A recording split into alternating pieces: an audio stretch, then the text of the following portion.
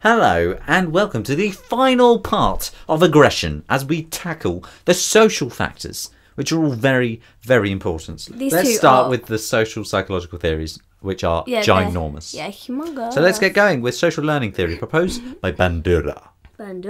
Essentially, this dude argued that aggression is learnt from the environment. Although it is possible to learn through classical and operant conditioning, he argues that observational learning is important, also known as imitation or modelling. Learning occurs when individuals observe and imitate others' behaviour. The model may be parents, peers, or the media, but Bandura believed that the aggression reinforced by family members was most prominent source of behaviour modelling. Vicarious reinforcement occurs when we see another person, the model, rewarded for certain actions. Rewards may make it more likely that we will imitate the model for the future. Yes, Bandura thought that many people believe that aggression will produce rewards, which might be financial, gaining praise, or building self-esteem. There are 4 components to the process of observational learning. Attention. Individuals need to perceive and attend to significant features of the model behaviour. Retention. In order to reproduce the modelled behaviour, the individuals must code the info in their long-term memory. Motor reproduction. The observer must be able to reproduce the model's behaviour. Once behaviour is learnt, then they must have the physical capabilities to produce the aggressive acts. Motivation. The observer expects to receive the positive reinforcements for the modelled behaviour. An example is violence on TV is largely rewarded. Yes. Now, other factors that influence the likelihood of imitation are the characteristics of the model. Simply, the more similar the model is to them, the more likely that they will imitate. Whether they think they will get what they want, whether they think it will work. If they judge it is likely to work, then they will imitate the model. Oh, okay. Are you happy? Yes. And finally, Bandura believed in reciprocal determinism, where the person's behaviour both influences and is influenced by the environment. Though he accepts the possibility of a person's behaviour being governed by consequences, he also plays that a person's behaviour can impact the environment. Yes, on to AO2 for this. Supporting evidence comes from Bandura's Bobo doll research. In one experiment, he showed groups of children different consequences for aggression. All the children saw an adult model being aggressive towards an inflatable Bobo doll. The first group saw aggression being rewarded, called a champion, and given sweets and drinks. And the second saw aggression being punished, being told off and being called a bad person. The third group saw aggression receive no consequences. The second group showed less imitative behaviour, imitative aggression to the Bobo doll than the other groups, showing that the importance of consequences in observational learning. However, if children were offered rewards for doing what the model have done, and all the groups could imitate, therefore the punishment group had learnt aggression but not shown it because they expected negative consequences. However, the research has been criticised for being artificial, as hitting a Bobo doll is very different to hitting a real person. So sometimes Bandura, some criticise Bandura for not distinguishing between real aggression and play fighting. Now, I might swallow before we read this so you don't splutter out your food because it's so funny. So, to satisfy the critics and his evident lifelong hatred for clowns, Bandura produced a film of a young woman beating up a live clown and showed it to a group of children. When the children went into the room, they proceeded to punch the live clown, kick him and hit him with the hammers. Please refrain from lolling. This is serious research, people. Bad for the clown. Further support comes from media's role in SLT. Comes from a study from 3 Canadian towns: Notel, Unitel and Multitel? Multitel. Yeah, Notel, Unitel, Multitel. Yes. To get it? Yes. Are you all right? I'm okay. I'm just stumbling a little bit. They had at the start of the study no TV channels. That's Notel, 1 and 4 respectively. So Unitel had 1 and Multitel had 4. Yep.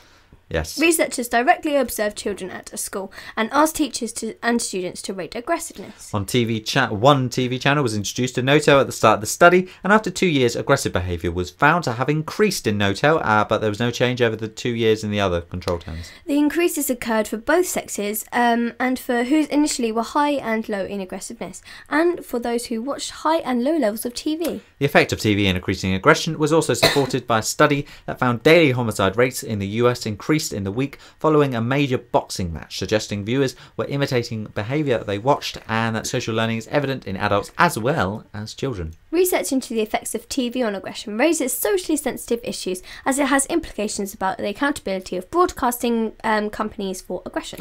There are many individual cases of extreme violence that have been linked to the media. In 1993, 2 10-year-olds murdered James Bulger. Many blamed films such as Child's Play 3, as it reported that the boys were imitating a scene in which one of Chucky's victims was splashed with blue paint. However, this was never proven, and child killers had a collection of family risk factors, including poverty, neglect, alcoholism, and depression. And actually, that paint thing in the official accounts, there's no record of it whatsoever. Oh, someone's added that in. Well, no, we don't know. We don't know. One suggestion is that people tend to support the role of TV violence in causing aggression to satisfy the need to explain such extreme cases. Another criticism, sit tight, there's a lot of them, is that it is reductionist, as it focuses solely on the role of nurture, ignoring the role of nature. In reality, aggression is likely to be caused by an interaction of nature and nurture. One study showed children a film of either an extreme police violence or a non-violent bike racing, and then got them to play a game of hockey. They found that watching the violent film increased the number of aggressive acts during the game, but mainly in those who had previously rated as high aggressive by their teachers. It may be that watching violent TV gives permission for aggressive children to express their aggression, rather than the TV itself causing aggression in those who are not naturally aggressive. In the 1990s, researchers discovered a group of cells in the brain called mirror neurons. These cells become active not only when we perform an action, but also when we see someone else perform the action. Researchers suggest that the mirror neurons allow us to experience what others are doing and feeling, so that every time we watch someone else doing something, we also rehearse it in our own minds. Potentially, mirror neurons could provide a biological basis for the social learning theory.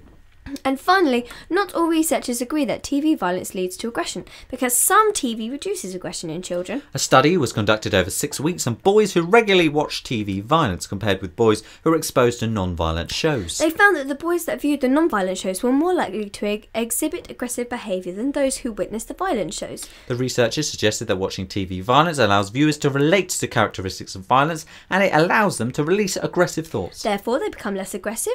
This is known as the catharsis effect. Catharsis. Catharsis. No, catharsis. Catharsis. Catharsis. Catharsis. Catharsis effect. I think we've said it enough times so that they completely remember it now. Cool. So that's why Good. we were doing that. Yes, it's not because we couldn't read it. Yeah. Now on to the second social psychological theory, which is deindividuation, proposed by Festinger. Yes, deindividuation is a state where an individual in a group loses awareness of himself as a separate individual. More likely to occur when there is high level of arousal and anonymity. Deindividuation tends to allow expression of impulsive acts such as aggression, normally inhibited. Yes, now not normally inhibited. Deindividuation originates from the idea of a collective unconscious, the idea that in a group an individual's behaviour is governed by a group mind. This mind is primitive, emotional, and therefore the crowd behaviour is destructive. The central idea is that the crowd is wild, irrational and freed from social norms. Festinger, is that right? Yes. Festinger claimed that people obtain some form of release when they are in groups, which enable them to behave in abnormal ways. He claimed that in a crowd people are freed from restraints, less inhibited and able to indulge in forms of behaviour in which, when alone, they would not behave. The catchphrase is doing together what we would never do alone. Modern Deindividuation theory begins with the presence of a group. The group presence is coupled with physical anonymity and social arousal, like a high-stress situation. All right. Anonymity leads to decreased self-awareness, as the individual is no longer thinking of own actions, but of how to fulfil their role within the group. Diffusion of responsibility occurs when an individual no longer feels responsible for their actions, and as there are others present. This leads to a loss of normal inhibition of behaviour, which may cause a person to engage in aggressive behaviour. On to the AO2 of deindividuation. Which again is really, really long, so sit tight. Support for the role of deindividuation comes from Zimbardo's hooded shock study. He recruited female students to take part in an experiment that required them to give electric shocks to a woman being interviewed. There were two conditions. In the deindividuated condition, participants wore hoods that covered their faces, and in the individuated condition, participants wore large name badges. Zimbardo found that anonymous individuals expressed the shock button twice as long for those whom personal identity was stressed. So the ones with the name tags. Also, some groups saw a pleasant woman being interviewed, while others saw a really obnoxious one. Participants with name tags shocked the obnoxious one obnoxious one. More than the nice one, whereas the de-individuated participants shocked them both equally. In other words, the anonymous individual shocked everyone. However, this study has been criticised as participants in the de-individuated condition wore clothing resembling that worn by the Ku Klux Klan. This uniform may have acted as a demand characteristic. In support of this, another study found that when participants wore surgical masks, they delivered significantly less shocks than participants whose names were emphasised. This suggests that participants' clothing related to expectations, not de-individuation, may have led them to differences in aggression. Even more supporting evidence comes from Zimbardo's prison study, in which he demonstrated that normal students allocated the role of guards became so creative in their evil, humiliating prisoners and not allowing them to sleep, and basically the study had to be stopped after 6 days. It was meant to go 2 weeks. It was really bad. The guards were de-individuated by wearing khaki uniforms. That's khaki. If you like. Khaki. And reflective sunglasses, so their eyes were hidden, and prisoners were known as numbers. Zimbardo argues that de-individuation helps escalate the violence. Although the prison study has been criticised for being artificial, it has received support from the recent behaviour of US guards at Abu Ghraib prison in Iraq, which shows remarkable similarity to Zimbardo's prison study. Zimbardo's work on de-individuation, particularly when applied to the atrocities at Abu Ghraib, raises potentially socially sensitive issues. Critics argue that by proposing situational explanations of aggression rather than dispositional ones, it removes accountability of the individual for their aggressive behaviour. However, Zimbardo argues that he isn't trying to excuse, merely to explain how the events could happen, and how important it is to look at the institution and recognise the responsibility of those higher up creating the situation, rather than blaming those at the bottom. He does argue that we should all be aware of the dangers of de-individuation, so we don't fall down such a path, and we should encourage personal responsibility. Real-world evidence also provides support for de-individuation. One study analysed 21 instances in which a crowd was present as someone threatened to jump from a building or a bridge, and it was found that when the crowd was small and it was daytime, people usually didn't bait the person. But when there was a large crowd or it was nighttime, the crowd usually baited and jeered. Jump. This suggests that anonymity is an important factor in aggressive behaviour. More support comes from a cross-cultural study of warriors. Yes, the researchers examined 23 societies to see whether they changed their appearance before battle and how they treated their victims. How each culture waged war was correlated with warriors with the warriors' appearance as they went to battle. Just hit my script. Sorry. Very rude. The more ferocious warriors, the more likely to paint their face or their body or wear a tribal mask. This appearance changing would have increased the individuation of the warriors. It's true. Of 13 nations that killed and tortured and mutilated their victims, 92% had previously changed their appearance. 92%!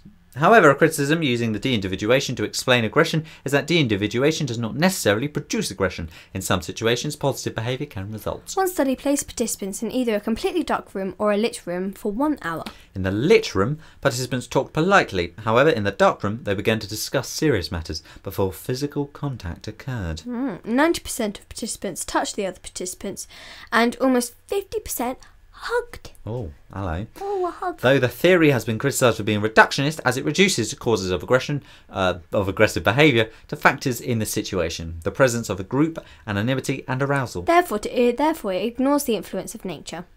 Yes. Evolutionary psychologists, those babes again, argue that it is innate for humans to be aggressive, particularly in males as males compete with other males for females. Therefore, male aggression will have evolved through intrasexual selection to increase their reproductive success. It is likely that both nature and nurture interact to cause aggression. One idea is that we have a predisposition to aggression, but it's only triggered by particular environmental conditions. On to institutional. Yes, the last essay, but and I think there's only one AO1, but the AO2 is absolutely ginormous. So here is the AO1 for institutional. Yes, it's just basically where aggression occurs within, wait for it, an institutional setting. Shock horror. For example, a prison, army, hospital or school, etc. Yeah, blah, blah, blah.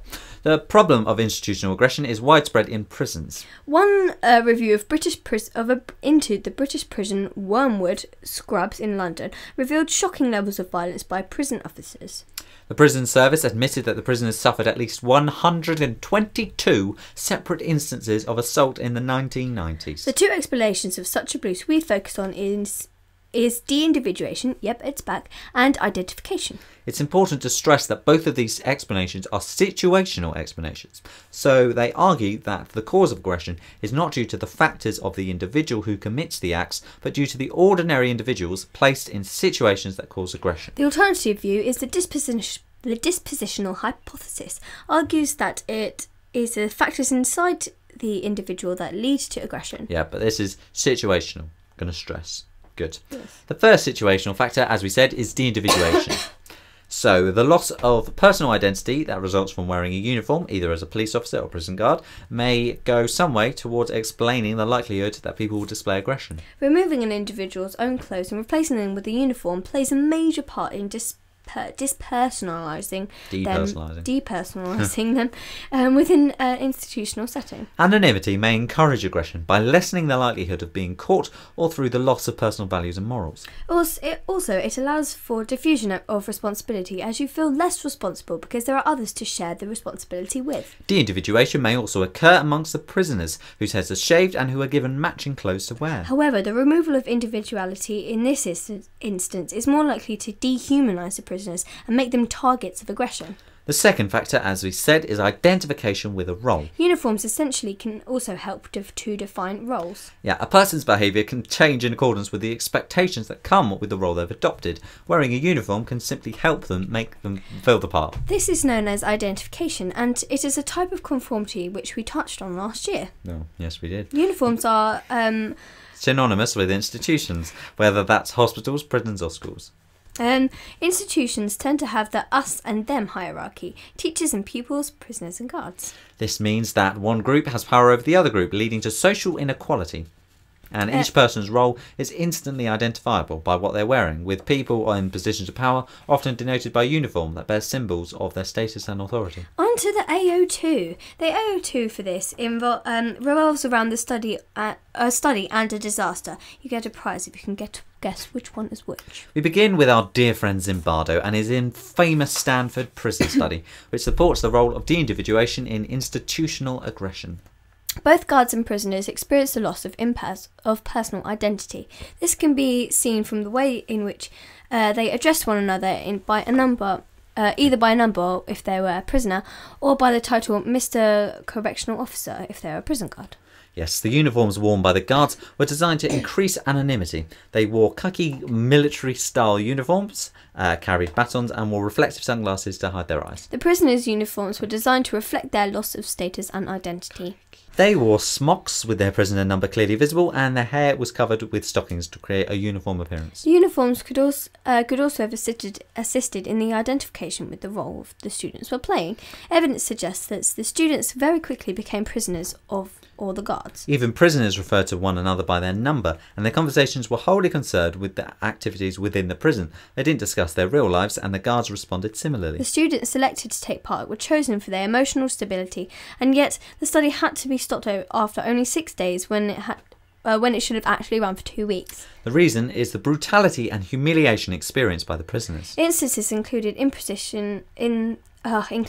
imposition of the solitary confinement, the removal of basic rights such as food and toileting, and forcing the prisoners to clean toilets with their bare hands. Visible signs of stress emerged from some prisoners, including bodily rashes, and some showed symptoms of actual depression. Also, within the guards, they were diffusion of responsibility, which gave them the opportunity to remove personal responsibility and place it on a higher power, the experimenter Zimbardo. Several guards said that they believed that someone else would have stopped them if they were truly crossing the line, so as no one did, they carried on. Zimbardo concluded that what makes an evil happen in a prison setting has little to do with the prisoners or the guards as individuals, but everything to do with powerful influence of the institutional setup and the power attributed to the role of the guard, aided by wearing a uniform. This seemed to be the most likely explanation, since the guards and the prisoners in the simulation were all 19 years old college students with no previous convictions or history of violence. The likelihood is that if those students played the prisoners had been the guards,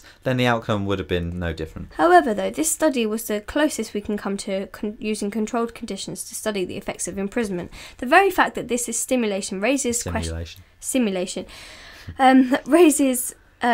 of its generalizability. Yes, the prisoners in the experiment had not committed a crime, nor were they going to be locked away for society for more than a matter of days. There were many aspects of prison life that cannot be studied under experimental conditions. However, Zimbardo's study does achieve support from real-life horrors of Abu Ghraib in Iraq.